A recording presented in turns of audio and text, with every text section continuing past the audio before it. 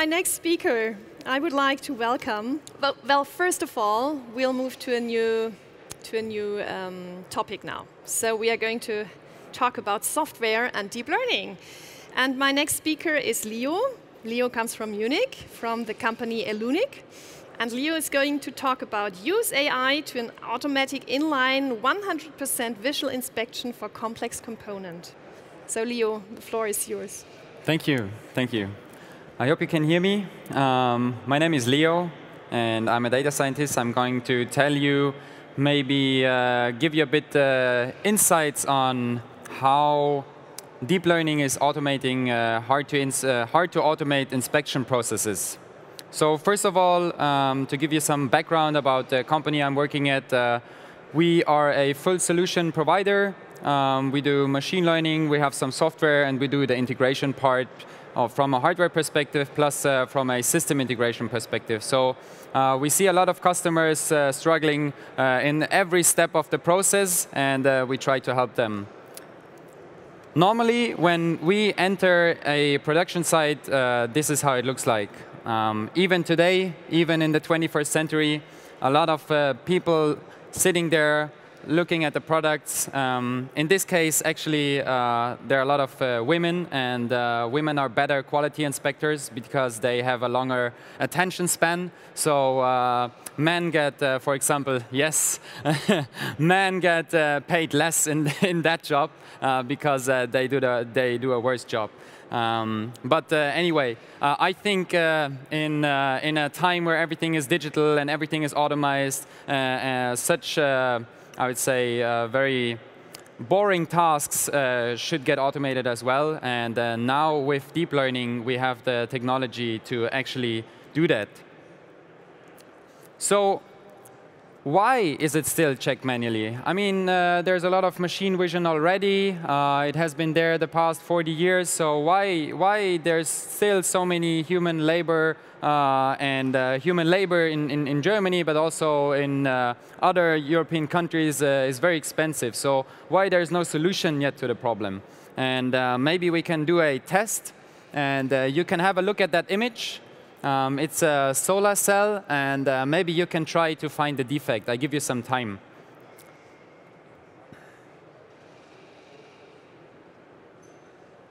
And maybe for those who are already using computer vision systems, think about how to implement a solution to find the defect once you found it.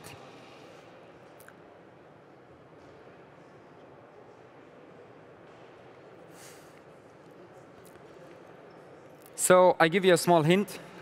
There's a defect. Maybe let's go for some, I would say, common computer vision feature used like threshold calculation. So let's put the threshold up and see how, if we can find a defect again. And maybe you can agree with me that there's a defect, but also there's another one which maybe looks the same. There's another one, there's another one. So there are some limitations to the current state of how computer vision works. And now imagine engineering a solution for that problem. And I guess it will be very costly. So you will spend a lot of time again, and that is one part why it's not automated yet, because it's just easier to put some human there doing all the work than putting engineering power into that.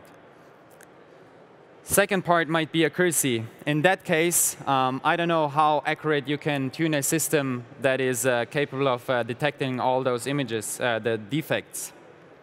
And in the end, once maybe you have this very costly algorithm, let's say it has some okay-ish accuracy, and then something changes in the production. Actually, those are old images. Now solar cell production went to half of the size, so maybe all your algorithms don't work anymore, and you can start all over again.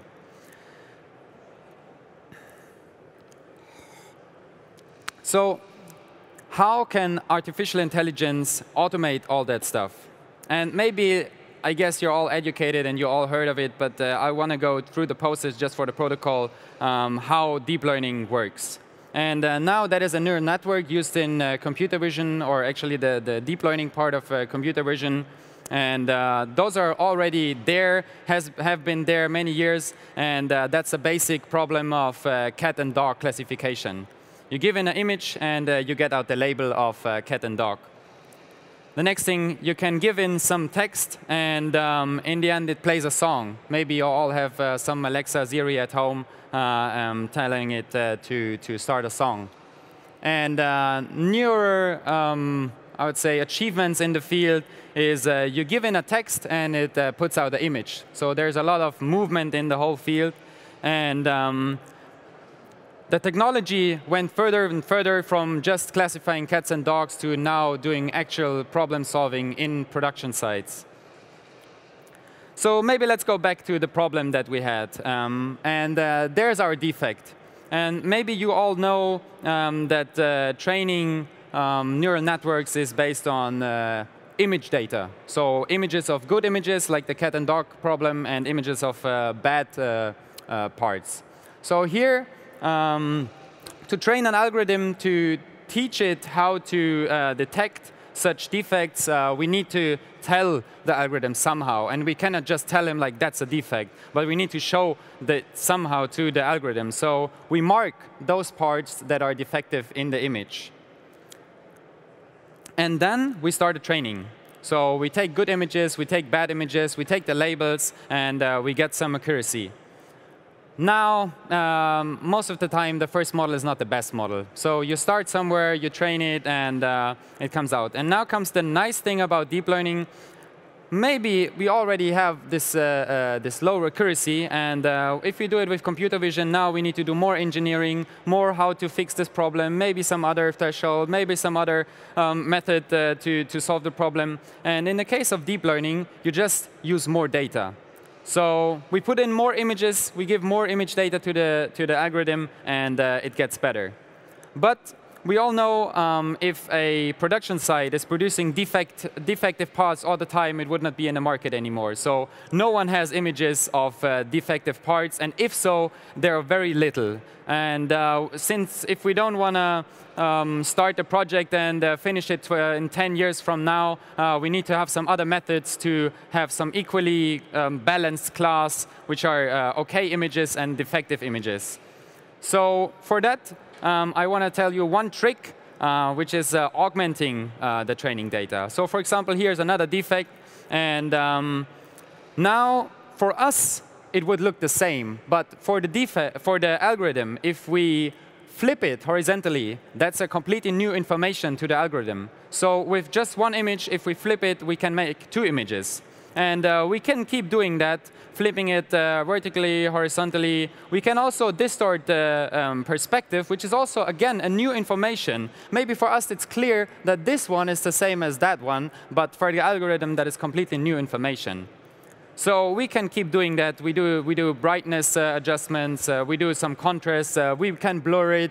We can whatever. And in the end, the most important thing is that we keep the labels. So whatever we do, we need to keep the labels. And now with only one images, I can show you an example. We have the original image. We can flip it. We can rotate it. We do some 5 different perspectives of it. And we do some different brightness. And we combine all those things. We can do that automatically. That doesn't cost us anything. And in the end, we have, out of 1 defective images, we have 1,800 defective images.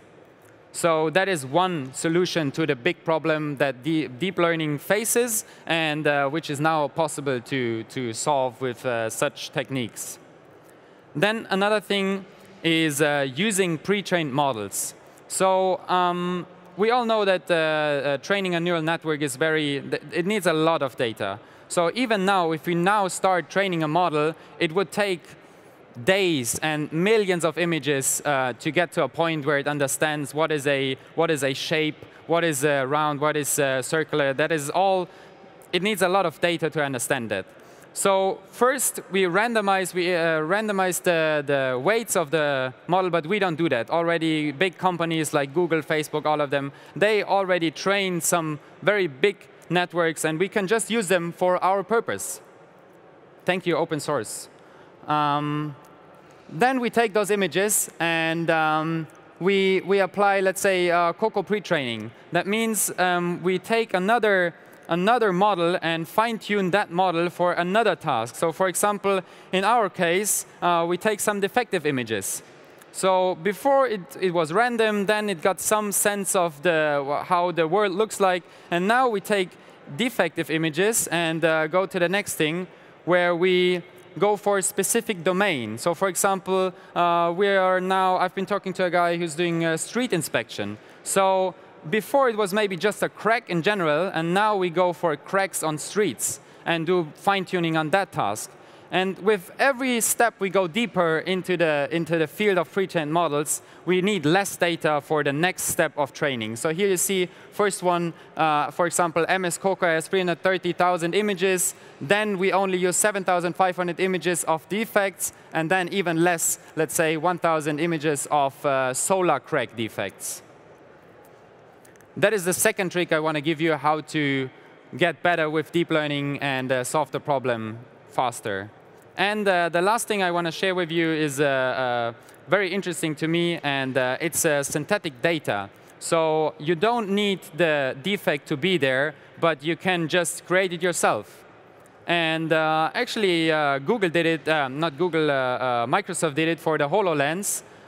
It's used like you can use it by moving your hands. And you can imagine they take an image of your hands, and it can be anywhere.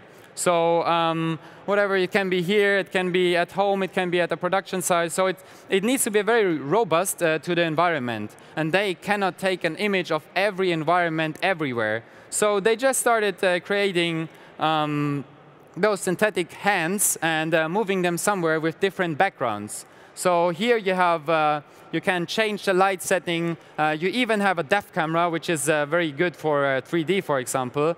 And you have perfect synthetic labels. So since we create those images in a computer, we know where the object is that we placed. And in the end, we know where the labels are. So we have perfect labels, and we don't have to work anymore. The computers do. So that's also a good way to tackle the problem.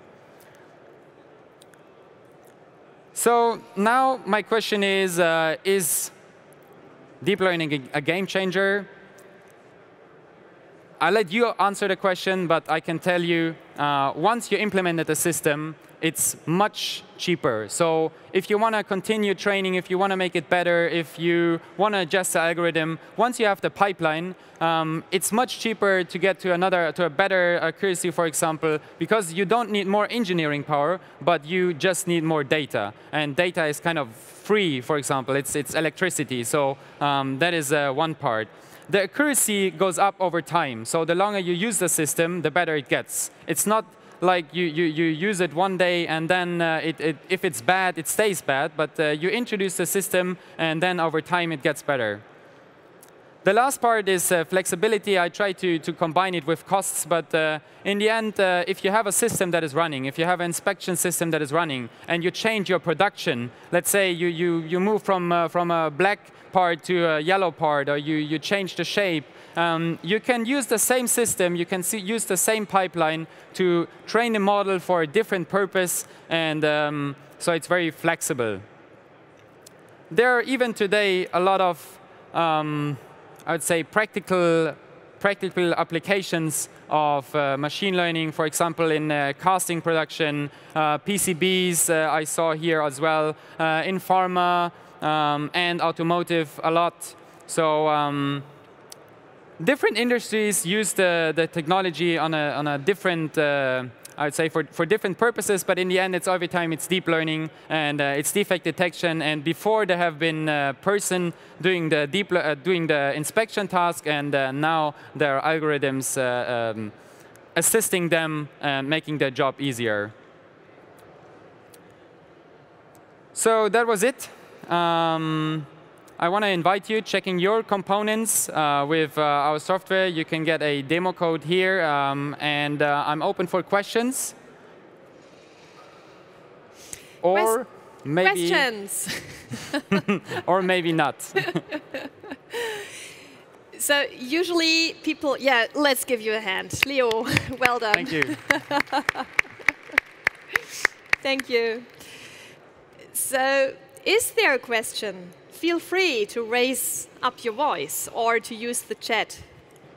Normally, there's always one. Yeah, here. Oyvind has a question. Ah, yes. Yeah. I have a question. Yeah. So, how long does it typically take to, in this example that you went through with the solar panels, how long did it take from like idea to actually pushing this out and actually running inspection on it? That's a good question because it depends on when you see the project as finished.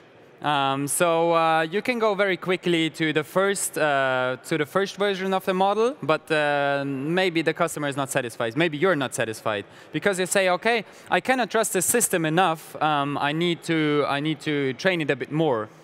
So from the first idea to the implementation, you can go in like let's say 2 days. Because you annotate your images and you train the model, which takes maybe less than 10 hours, and you can deploy it. You can use it from there, but I would not suggest that because the accuracy will be, as showed, not so good in the beginning. So that can be very fast. But if you want to have a good model, that takes more time. So we go for a approach that is. It should not distract the worker in his or her work to do the inspection job. But doing that, we still want to have the labels like the decision. That is a good part. That's a bad part. And we try to make a good process around that, so the project can take how long ever it wants, because the inspection person is not hindered in its job. So, yeah. Great. That's fantastic. Thank you. Thank you.